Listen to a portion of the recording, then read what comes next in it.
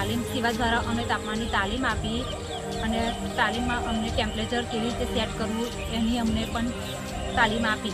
તે પછી અમે શાકભાજી કોલ્ડ સ્ટોરેજમાં મૂકીએ છીએ અને જ્યારે ઓછો ભાવ હોય ત્યારે મૂકીએ છીએ અને જ્યારે શાકભાજીના ભાવમાં વધારો થાય ત્યારે અમે થોડું શાકભાજીનું વેચાણ કરીએ છીએ અને એમાં અમને ઘણો બધો ફાયદો થયો છે.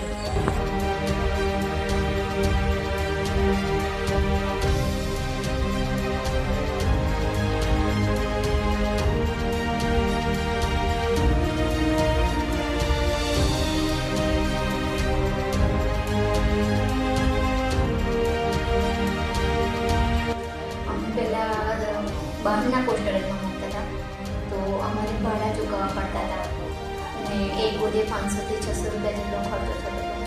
હવે અમારા સેવાનું પોસ્ટરેજ થઈ ગયું છે તો અમારે કોઈ ભાડા ચૂકવવા પડતા નથી અને પેલા ટ્રાન્સપોર્ટર ખર્ચ પણ થતી હતી. એક તો ટ્રેક્ટર 1000 રૂપિયા અને સેવાની જ ગાડીથી અમે સેવાના જ પોસ્ટરેજમાં મૂકી દીધા છે.